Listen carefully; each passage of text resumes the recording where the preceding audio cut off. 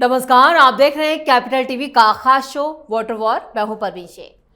बिहार में चुनावी रण का बिगुल बज चुका है। मुख्य चुनाव आयुक्त ज्ञानेश कुमार ने प्रेस कॉन्फ्रेंस करके बिहार विधानसभा चुनाव 2025 की तारीखों का ऐलान कर दिया। उन्होंने कहा कि बिहार की पावन भूमि पर 5 सालों के बाद अब विधानसभा चुनाव का आगमन हो रहा है। इस बार 7 करोड़ 20 लाख वोटर अपने प्रतिनिधि चुनने के लिए वोट डालेंगे। बिहार का विधानसभा चुनाव 2 चरणों में होगा। पहले चरण की वोटिंग 6 नवंबर को और दूसरे चरण की वोटिंग 11 नवंबर को, और जबकि 14 नवंबर को चुनाव के नतीजे आएंगे। इसके साथ ही बिहार में वोटरों के लिए एक नई सुविधा की भी घोषणा की गई। अब किसी भी मतदान केंद्र के ठीक बाहर एक काउंटर बनाया जाएगा, जहां वोटर अपना मोबाइल फोन जमा कर सकते हैं और वोट डालने के बाद वापस भी ले सकते हैं। इसके साथ ही 100% बूथों पर वेबकास्टिंग की जाएगी और ईवीएम में उम्मीदवारों की कलर फोटो होगी। तो क्यों खास है इस बार का विधानसभा चुनाव? इस पर चर्चा के लिए स्टूडियो मौजूद हैं कैपिटल टीवी के executive editor Rajiv Singh. Sir, आपका बहुत बहुत स्वागत। धन्यवाद। विधानसभा चुनावों की तारीखों का इंतजार सबको था। चुनाव की तारीखें सामने आ गई हैं, लेकिन जैसे ही चुनावों की तारीखों का ऐलान हुआ उसके बाद सवाल ये उठ रहा है कि इस बार का विधानसभा चुनाव कई मायनों में खास होने वाला है। कैसे? देखिए, आप जब मुख्य चुनाव आयुक्त ज्ञानेश कुमार को देख रही होंगी तो कितनी सहजता से, कितना हंसमुख मिजाज होकर वो एक एक चीज़ बता रहे थे। उसमें एक चीज़ गौर करने वाली बात है, जो लोकसभा में नेता प्रतिपक्ष हैं और जो बिहार में विपक्ष में बैठे तेजस्वी यादव हैं, उनकी हंसी में, उनकी सहजता में इन लोगों को एक तरह से भिगा भिगा कर वो मार रहे थे। मैं ये बातें क्यों कह रहा हूँ? वो जब कह रहे हैं, तमाम अनाउंसमेंट उन्होंने किया, उस पर हम आएंगे अभी, लेकिन जब वो कह रहे हैं कि एक और मौका है, जो लोग वोट चोरी के आरोप लगा रहे हैं उनकी तरफ इनडायरेक्टली देखा जाए, इशारा हो या ना हो, लेकिन ये इशारा उन्हीं की तरफ चला जा चुका है। और ये कोलंबिया भी वो लपक लिए होंगे। अभी पता नहीं पेरू हैं, कहाँ हैं, पेरू के बाद कहीं घूम रहे होंगे, 4 देशों की यात्रा पे गए हुए हैं। बिहार में तो उनको यूनिवर्सिटी नहीं बुलाती हैं, लेकिन विदेशों में उनकी यूनिवर्सिटी बहुत सारी बुलाती हैं उनके ज्ञान को लेने के लिए कि राहुल जी कुछ ज्ञान देंगे तो हमारा ज्ञान बढ़ जाएगा। खैर, तो वहाँ भी वो लपक लिए होंगे कि यार ये तो हमें धो दिया ज्ञानेश कुमार जी ने। और इसके माध्यम से वे बता दिए कि भाई, मतदाताओं को परेशान होने की जरूरत नहीं है। अगर आपको लगता है कि वोटर लिस्ट में नाम नहीं है तो आप नामांकन से 10 दिन पहले तक आप नाम जुड़वा सकते हैं। तो तेजस्वी को, राहुल का तो उन्होंने इस मामले में राम नाम सत्य कर दिया। अब क्या नया हो रहा है जिसको लेकर ज्ञानेश कुमार कह रहे हैं कि ये बिहार का चुनाव पूरे भारत के लिए एक तरफ देखा जाए तो रोड मैप होगा, और इसी प्रोसेस को वो पूरे भारत में, चाहे वो विधानसभा का चुनाव हो या फिर लोकसभा का आने वाला चुनाव हो, वो दोहराएंगे। क्या खास है इसमें? एक तो पूरे चुनाव की मतलब रिजल्ट तक भी समझिए। 6 तारीख को चुनाव होना है, सेकेंड फेज का चुनाव 11 तारीख को होना है, 14 तारीख को रिजल्ट आना है। तो यहां तक वेबकास्टिंग होगी, रिकॉर्डिंग होगी।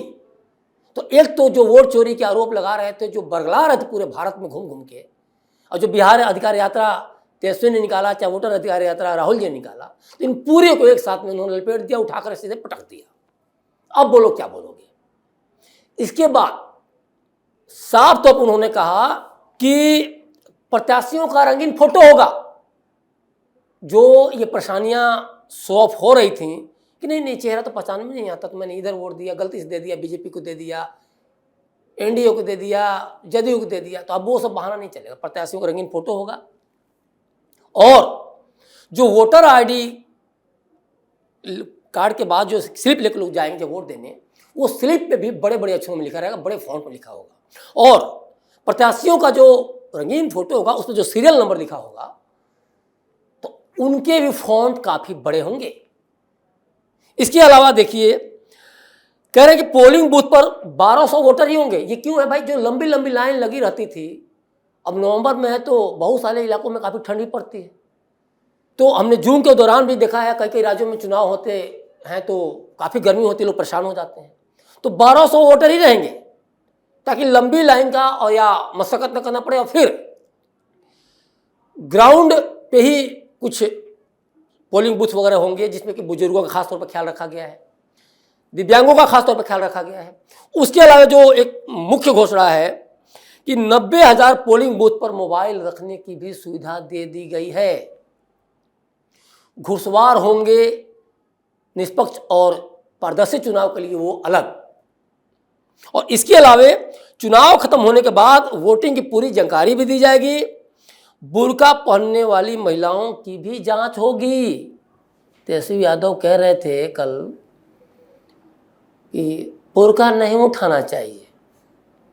मतलब भाई, बुर्का में तो कोई भी हो सकता है, सिवा मुस्लिम महिलाओं को या मुस्लिम पुरुषों को थोड़ी टारगेट किया जाता है। बुर्का तो कुछ लोग उसका बेजा इस्तेमाल भी कर सकते हैं, जो स्वतंत्र और निष्पक्ष चुनाव में एक बहुत बड़ा रोड़ा भी बन सकता है। बिल्कुल।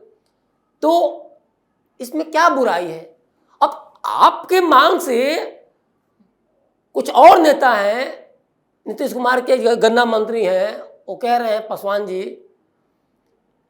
कि घूंघट में जो महिलाएं हैं उनका भी घूंघट मत उठाओ। तो इससे क्या होगा? अगर बुर्के को लेके कुछ चुनाव आयोग बोल देता तो इस पे भी कहीं ना कहीं जवाब देना पड़ता, क्योंकि कई सारे इलाकों में भारत के, बिहार के घूंघट प्रथा खासतौर पर राजस्थान वगैरह में देखा जाए। लेकिन राजीव सर, चुनाव आयुक्त या कहें कि चुनाव आयोग की जो प्रेस कॉन्फ्रेंस थी, मुख्य चुनाव आयुक्त ज्ञानेश कुमार इससे बचते हुए नजर आए। साफ तौर पर उन्होंने इसका जिक्र नहीं किया, लेकिन जो नई गाइडलाइंस है वो विपक्ष के लिए कितनी बड़ी दिक्कत? देखिए, विपक्ष के लिए दिक्कत से ज़्यादा स्वतंत्र और निष्पक्ष चुनाव पर इनका फोकस रहा है। इनको किसी के सहूलियत और दिक्कत की बात नहीं है, सबके लिए सहूलियत की बात इन्होंने ज्ञानेश कुमार ने की है। और इसमें जो सबसे बड़ी बात है उसमें यही है कि इनके जितने भी अनाउंसमेंट आज के थे, सब के सब सहूलियतों की तरफ ही इशारा कर रहे हैं। लेकिन इसके माध्यम से जो इन्होंने प्रोपेगेंडा फैलाया था, जो नैरेटिव विपक्ष ने फैलाया था, महागठबंधन के नेताओं ने, खासतौर पर राहुल ने, तेजस्वी ने पूरी यात्रा के दौरान जिस तरह से वोट चोरी की बात की या जिस तरह से हमलावर रहे, तो इसमें कहीं ना कहीं इन्होंने एक तरह से इकबाल कायम किया चुनाव आयोग को। चुनाव आयोग को कहीं ना कहीं जख्म तो इसको गहरा हुआ ही था। क्या कैसे आरोप लगा रहे हैं? हम तो अपडेट की भी बात कर रहे थे, हम तो हर तरीके से तैयार थे और अभी भी तैयार हैं। जो कह रहे नाम जुड़वा लो तो जुड़वाना हो। तो ओवरऑल चुनाव आयोग को जो ये हमला हो रहा था, चुनाव आयोग ने अपने आप को बचाया और बहुत ही शानदार तर्कों से बचाया। उन्होंने हर तरह के चीज़ों को सामने रखा। तो ओवरऑल स्वतंत्र और निष्पक्ष चुनाव की तरफ देखा जाए तो चुनाव आयोग का ये बहुत बड़ा कदम है। राजीव सर, इसके साथ ही चुनाव आयोग ने एक ये ऐलान किया कि इस बार के चुनाव 2 फेज में होंगे, लेकिन जो दूसरा फेज है उससे ये कहा जा रहा है कि वो महागठबंधन के लिए ज़्यादा चुनौतियां पेश कर रहा है। वो कैसे? देखिए, ऐसा नहीं है। मैं ये बात क्यों कह रहा हूँ, पहले चरण में जहाँ जहाँ चुनाव हो रहे हैं, इत्तेफाकन वो एनडीए का वहाँ कैंडिडेट जीत चुका है। अब जीत गया है तो आप गढ़ कह दें या गढ़ है इसलिए जीत गया कह दें, बात बराबर है। जब आप काम नहीं करेंगे, जब आपकी सरकारें थीं, चाहे वो राजद की 15 साल सरकार रही हो, चाहे उसके पहले कांग्रेस सरकार रही हो दशकों तक, तो आज़ादी के बाद तो अधिकांश राज्यों में, बल्कि कैसे पूरे भारत में कांग्रेस ही सरकार थी ना। और आज तो उस समय तो गढ़ थी, और आज आप नहीं है तो आप ये कहें कि गढ़ नहीं है, बीजेपी का गढ़ है, इंडिया गढ़ है, तो ये तो बकवास हुआ। लेकिन इत्तेफाकन मैं जो फिर से रिपीट कर रहा हूं, पहला चरण का जो चुनाव है वो एनडीए का गढ़ निकल आया है। चाहे वो आप बात करें, जैसे कि मान लीजिए कि पश्चिमी और उत्तरी बिहार के जो जिले हैं, जैसे भागलपुर हो गया, बांका हो गया, मुंगेर, जमुई, लखीसराय, शेखपुरा, नवादा, पटना, बक्सर वगैरह भी, अरवल वगैरह भी, उसके अलावा सीमांचल कुछ जिले हैं। 121 सीटों पर चुनाव हो रहा है पहले ही चरण में, जो 121 सीटों पर हो रहा है, जिसमें सीमांचल के भी कुछ खास जिले हैं, जिसमें कि आपको अररिया हो गया, पूर्णिया हो गया, कटिहार हो गया, किशनगंज हो गया। तो इस पर भी तो सोचिए, ये मुस्लिम बहुल इलाके हैं, मुस्लिम बहुल सीट हैं, ये यादव ज़्यादा हैं, ओबीसी हैं, और ये इनके कोर वोटर माने जाते हैं किसके? महागठबंधन के, राहुल तेजस्वी के। लेकिन यहाँ तो सबसे बड़ी पार्टी भाजपा है। क्यों? क्योंकि उसने वहाँ के डेवलपमेंट पर ध्यान दिया। ये जो लगातार डर दिखाते रहे कि भाजपा आएगी तो तुम्हारे साथ न्याय नहीं करेगी, तो भाजपा के डर से बाहर निकले मुस्लिम, वो यादव, और भाजपा को वोट दिए, एनडीए को वोट दिए, तब उन्होंने डेवलपमेंट देखा, तो वहां इनको डर बैठ गया है कि भाई इसका असर खतरनाक हो सकता है। सीमांचल में वैसे घुस के 5 सीट ले लिए पिछली बार, 8 सीट पे भाजपा जीत गई, 4 पे जदयू जीत गई, 1 आरजेडी को मिला, 1 सीपीआईएम को मिला। तो आप डेवलपमेंट किए हो तो आप ही कहते हैं ना कोर वोटर, आपका है भी कोर वोटर, लगभग 34-35% पड़ जाता है यादव और मुस्लिम को मिला के, तो आप अगर काम किए तो आप जीत रहे होते। लेकिन वहाँ बाहरी मैं इसलिए कह रहा हूँ, बिहार से बाहर के लोग आके जीत जा रहे हैं वैसे के तौर पे, क्योंकि मुस्लिमों को अब एहसास हो गया है कि भाई बीजेपी का डर दिखा के आप हमारा एक जो जितनी हमारी हिस्सेदारी है, भागीदारी को नहीं छीन सकते हैं, और उन्होंने यही किया था। तो वैसी ने यहाँ वो कर लिया, 5 सीट जीत ली। उसके अलावा देखिए एक चीज़ और भी है कि ये डर तो दिखाते रहे, लेकिन इस चीज़ को भूल गए कि मोदी और नीतीश की जोड़ी क्या कर रही है। आज नीतीश कुमार ने 21 लाख रुपए, 21 लाख महिलाओं को 2100 करोड़ ट्रांसफर किए, सोचिए 10,000 रुपये करीब उस पर। इसके अलावा मोदी और जो नीतीश की जोड़ी है ये जबरदस्त महागठबंधन को टक्कर दे रही है। आज भी नीतीश कुमार ने 21 लाख महिलाओं को 21 करोड़ रुपये ट्रांसफर किए हैं।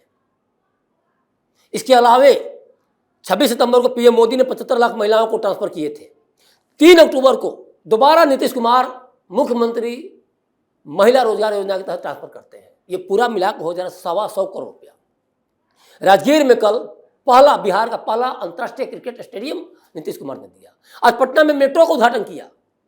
तो लगातार जिस तरह से उन्होंने महिलाओं के लिए आके, चाहे वो बच्चियों के लिए साइकिल योजना हो, पोशाक योजना हो, चाहे महिलाओं के लिए नौकरियों में आरक्षण की बात हो 35%, चाहे पंचायती राज में महिलाओं का आरक्षण की बात हो, चाहे जीविका दीदियों के माध्यम से स्वावलंबी और आत्मनिर्भर बना रहे हो, तो ये बता रहा है कि जो 48% जो आज महिला वोटर हैं वो किस तरह से महागठबंधन को मजा चखाने के लिए अब आगे आएंगी जल्द ही चुनाव में 6 और 11 तारीख को। और ये कहीं ना कहीं नीतीश कुमार को बढ़त दिलाता है, एनडीए को बढ़त दिलाता है।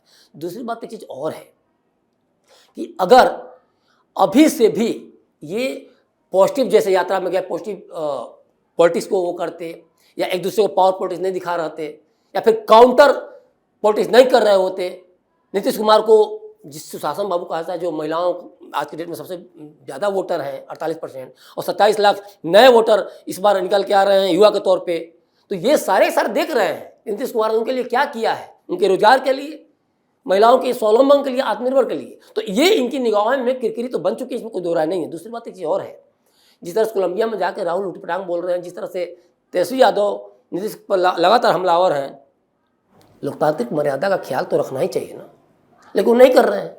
तो एक ये एंगल भी है इस मामले में भी देखा जाए तो पूरी तरह से इस बार उनकी हार होनी है, इसमें कोई दो राय नहीं।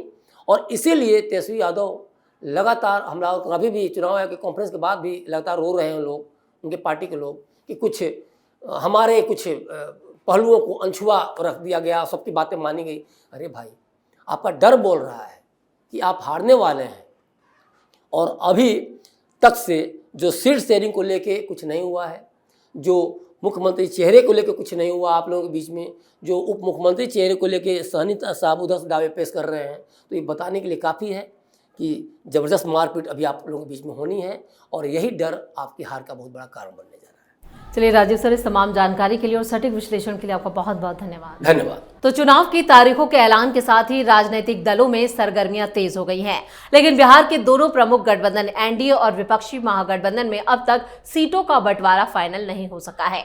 दोनों गठबंधनों में से सीट बंटवारे पर पहले कौन बाजी मारता है ये भी देखना होगा। वैसे एनडीए में सब कुछ फाइनल है, बस औपचारिक घोषणा होनी बाकी है, जबकि विपक्षी गठबंधन में तो टकराव और तेज होने वाला है। तेजस्वी यादव के आवास पर महागठबंधन के घटक दलों की भी मैराथन बैठक हुई, लेकिन हर बार नतीजा 0 ही रहा। ऐसे में साफ है कि महागठबंधन के सामने बड़ी चुनौती इस वक्त सीट बंटवारा है।